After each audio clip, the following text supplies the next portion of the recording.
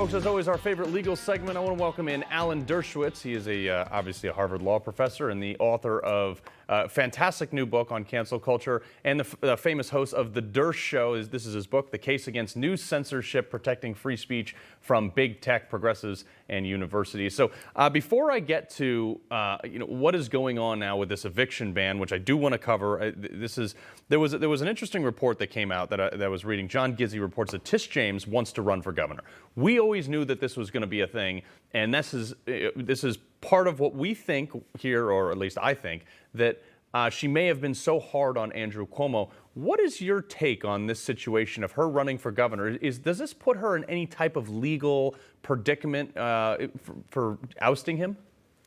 Well, certainly an ethical predicament, and certainly if anybody ever relies on the report can be challenged not only on the grounds of her bias because she was running for the office, but also her absurd, bigoted, biased statement that women should be believed over men, that if there's a conflict between a woman and a man, you don't look at the evidence, you look at the gender. And the gender determines the outcome, not the evidence.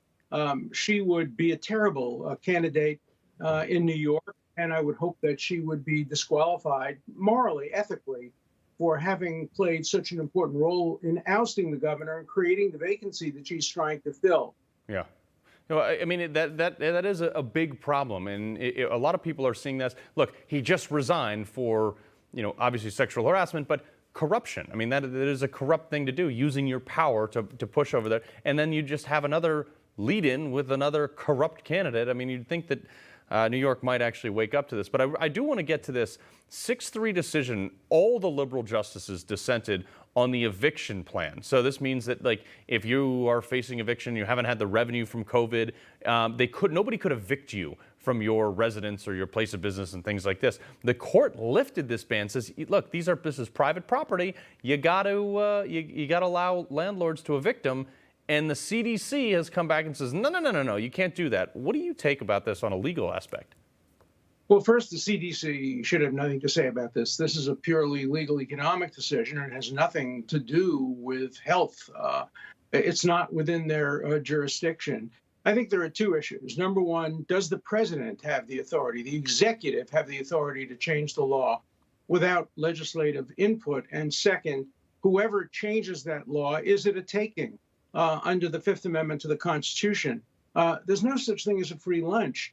And when you can't evict a tenant who isn't paying rent, I remember in Cambridge, Massachusetts, when people were arguing for tenants' rights. And the tenants in those days were rich, fun kids, kids with millions of dollars in the bank. And the landlords were poor working class people who had 3 family houses. And all the radicals were in favor of the rich kid tenants instead of the poor working class landlords. So, there's no right on the side of one side or the other here. A rational decision has to be made. And I think the Supreme Court will be looking hard to see whether or not the health issues, which are real, are being used as a justification for making economic decisions which don't flow directly from the health concerns. Right, and what concerns me a lot here is, the Fourth Amendment, obviously the, personal property rights. That you have, if I can't throw somebody out of my property because they're not paying rent, which makes me not be able to pay rent, do I really own my property?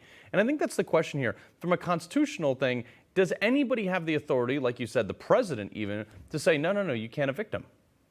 Well, first of all, the right of property is central to our Constitution. It's not only in the Fourth Amendment and the Fifth Amendment, it's in the Third Amendment. Nobody knows about the Third Amendment, but you can't quarter troops in people except during wartime. The framers were very deeply concerned about property. In fact, I think the original draft of the Declaration of Independence talked about life, liberty, and property.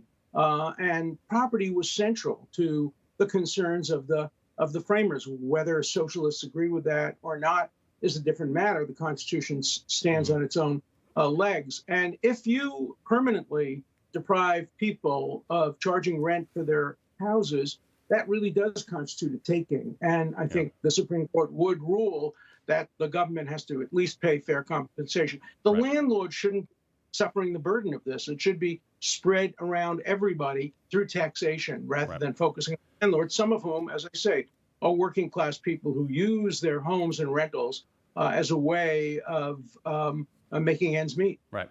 Well, I apologize. I have about 30 seconds left. I want to talk about the constitutional basis for a mask mandate. In about 30 seconds or less, can you impart your legal knowledge? Is there a constitutional basis to mandate or to vacate mandates by the Constitution?